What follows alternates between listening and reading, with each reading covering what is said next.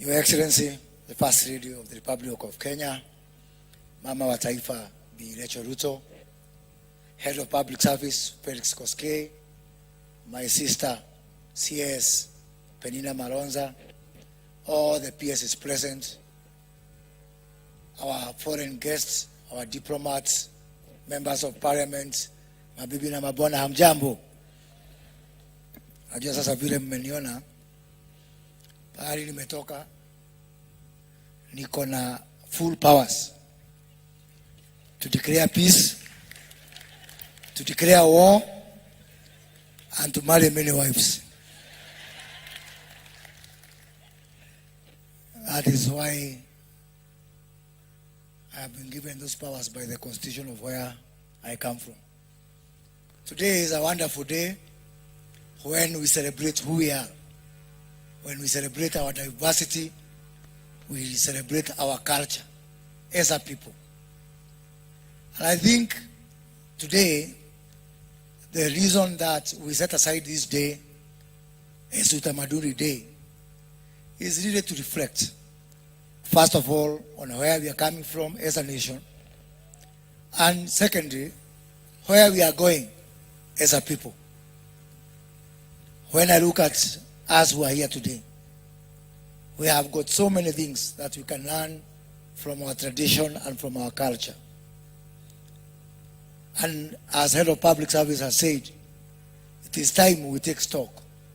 How many of the things that we are doing today are at variance with how our founders and our ancestors were doing things?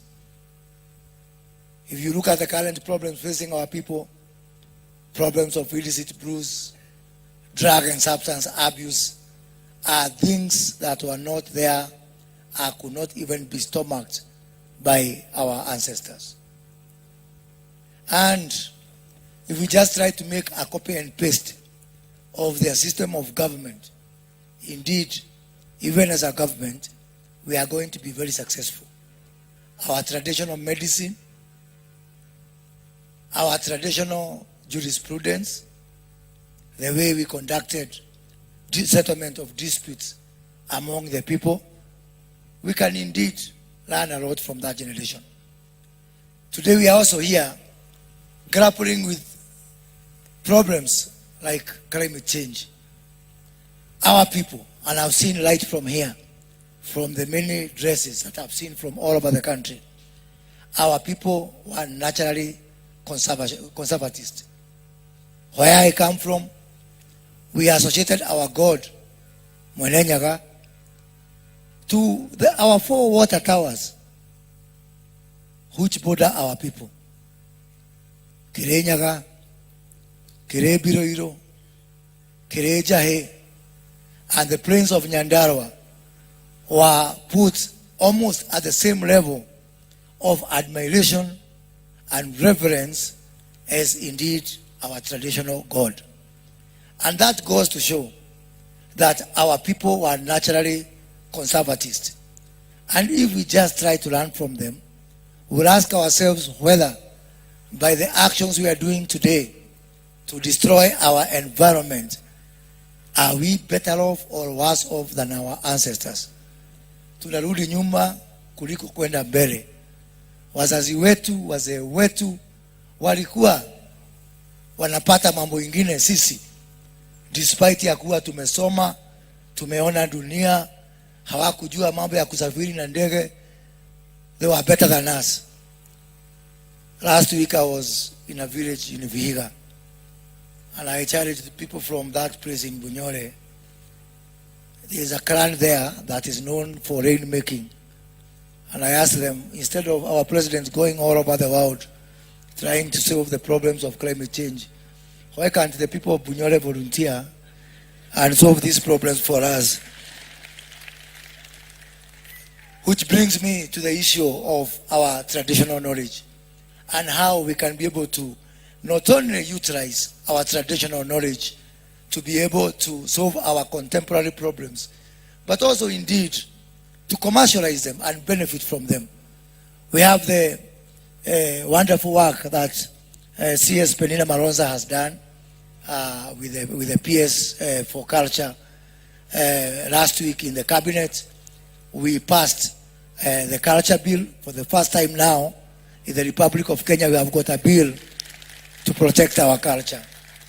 And indeed, in our cabinet, we also approved that Kenya ratifies and joins the UNESCO Protocol of 1954 for the protection of culture.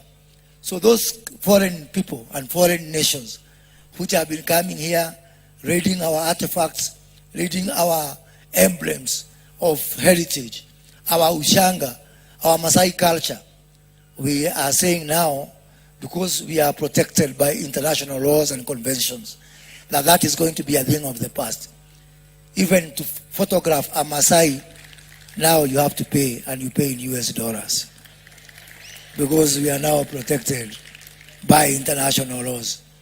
Let us now try to get the best of that culture.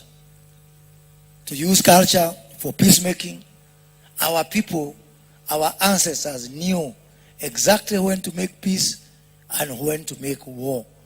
When I look at what is happening in places like Kapendo, in the Kerio Valley, in Lamu County, where something very close to ethnic cleansing is taking place, if we could use our institutions of cultural resolution to disputes, we can be able to use our elders and save Professor Kindiki the guns, the bullets, the men, and the machines that he is deploying, trying to bring peace to our country. As I conclude, let us also learn about preservation of our cultural institutions, our heritage, our religious places. And I'm saying this in relation to the very unfortunate war that is taking place in Israel and Palestine. That war is bad and war should be condemned. But even more vehemently is that people who choose to do the wrong things and go to war should respect our cultural buildings, our cultural institutions, our religious institutions, and really ask yourself if these things were totally destroyed by the previous generations, which were also going to war, we would not have found them today. So kwa hayo machache, nichukue fursa kuwaletea apology ya waziri wetu wa utamaduni Bi Aisha, lakini siku hizi tuko na one government approach. Tunafanya kazi pamoja, na hata nikitoka hapa naenda kumsimamia kwa event ya agenda, because kazi ni kazi.